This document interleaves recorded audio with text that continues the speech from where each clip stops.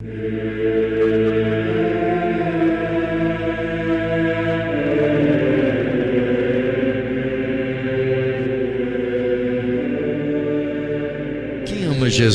ama Jesus Eucarístico, aproveite o máximo que você puder.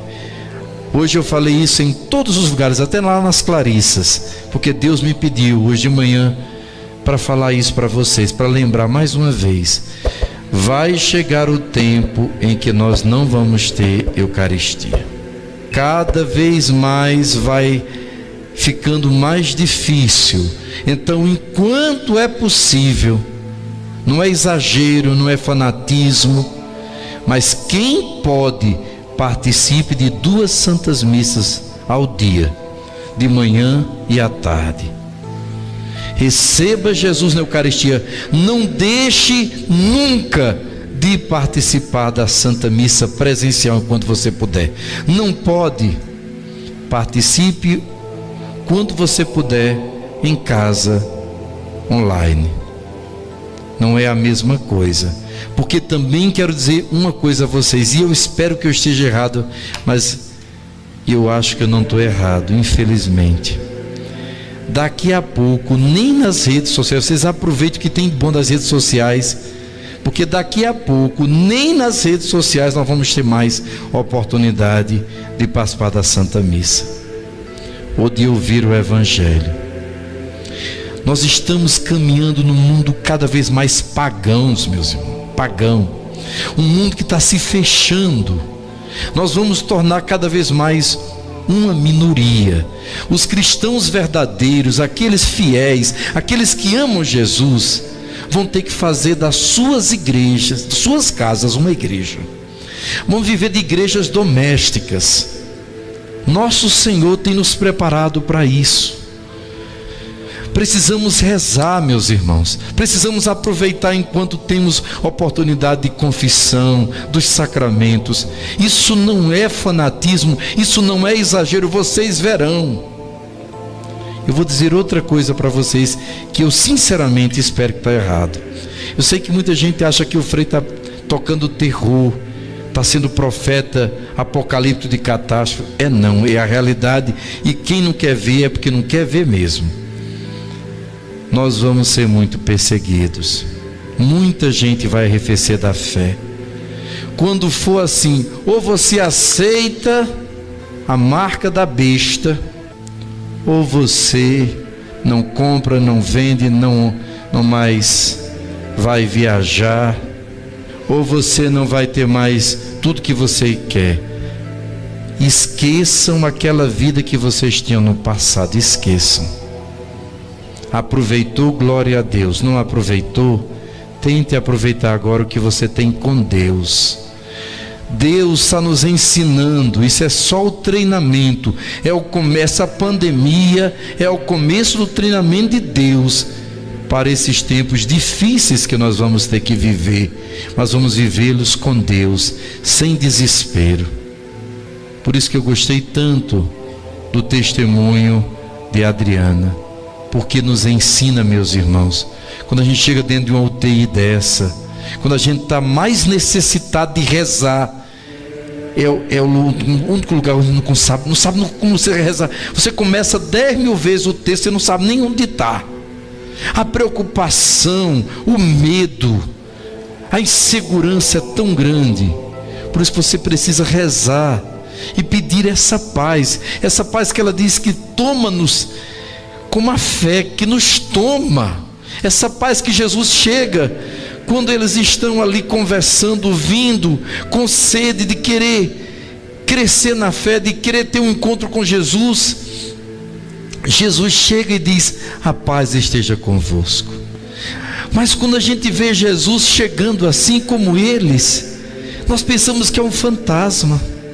Às vezes a gente reza tanto, a gente quer tanto ter uma experiência de um milagre, mas quando estamos ali diante de Jesus, ou numa situação que só Jesus pode nos socorrer, parece que a gente perde a fé. A gente está vendo ali Jesus, mas parece que a gente não acredita. Será que é coisa da minha imaginação? Será que eu estou ficando doido? Será que é real isso? Jesus vendo que eles estavam assustados, conhecendo as dúvidas, a preocupação do coração deles, como um bom pastor, como um amigo. Jesus é tão amigo, é Deus Todo-Poderoso, igual ao Pai, igual ao Espírito Santo, mas é tão homem, e um homem tão maravilhoso, um Deus feito homem, um homem Deus, um que tem os nossos sentimentos, nosso irmão, nosso Deus, nosso Criador, nosso Senhor e Rei, o nome sobre todo nome, mas nosso irmão, tem nossa natureza, em tudo semelhante a nós, menos no pecado, sabe que somos fracos, porque diz a carta aos Hebreus, ele mesmo foi provado. Olha, gente, como deve ser forte para nós quando a gente está rezando os mistérios dolorosos, ou contemplando a cruz de Jesus. Não se canse nunca de contemplar a cruz. Nós não adoramos um Deus morto. Quando a gente contempla a cruz, não significa que a gente está esquecendo que Jesus está vivo e ressuscitado. Não, porque nós muitas vezes vamos passar por situações assim de cruz, e olhar que Ele passou por tudo isso num grau infinitamente maior do que nós possamos passar ou até imaginar, e Ele venceu, e nós com Ele também venceremos. Por isso, meus irmãos, essa fé tão maravilhosa, por isso, meus irmãos, essa confiança tão absoluta nele que nos ama, que deu a vida por nós, que nos quer tanto bem,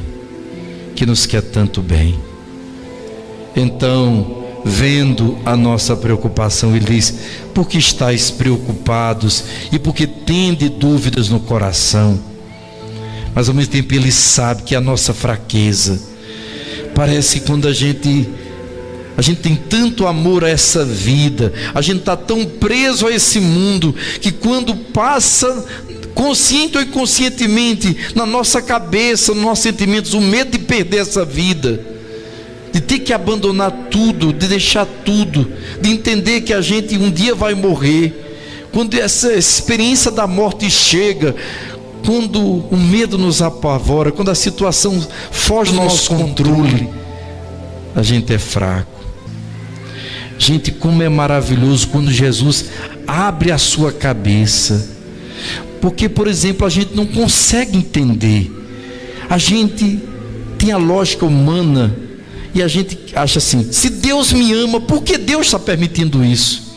Uma pessoa fraca na fé, uma pessoa que não quer o senhorio de Jesus na sua vida, uma pessoa que não quer viver a profundidade da sua fé, que tem aquela fé de verniz, ela fica desesperada num momento como esse de pandemia. Ela diz: por que Deus, que é todo poderoso, não acaba logo com essa pandemia? Ela não pergunta assim: por que será que Deus permitiu essa pandemia?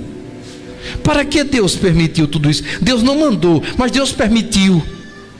Por que é que nós estamos passando por tudo isso? Será que isso não é um convite de Deus para a gente mudar?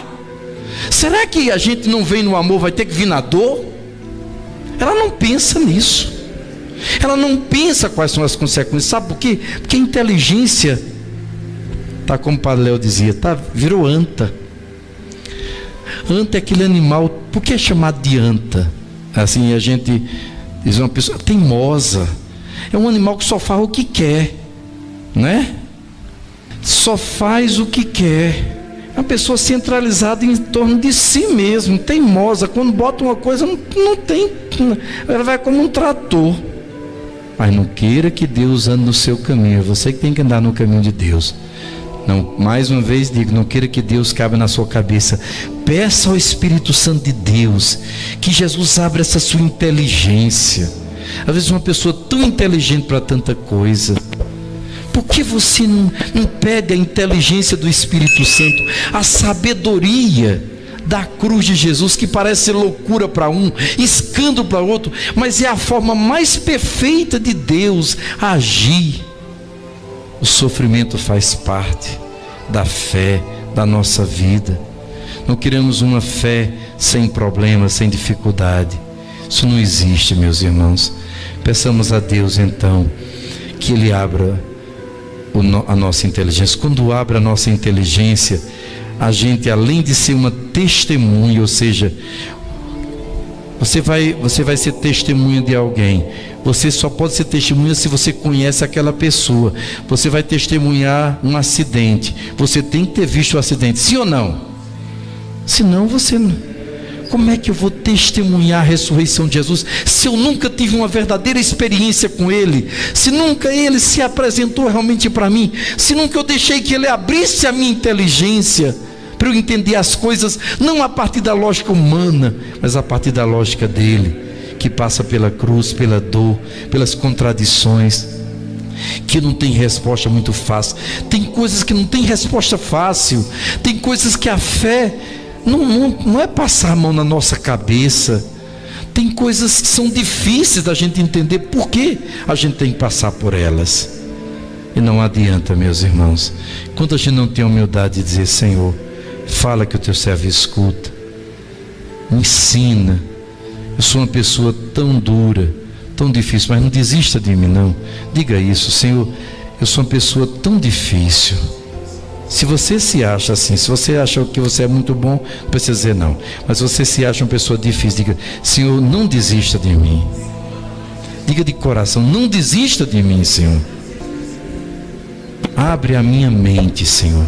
Abre o meu entendimento para entender as coisas de acordo com a sua santa vontade.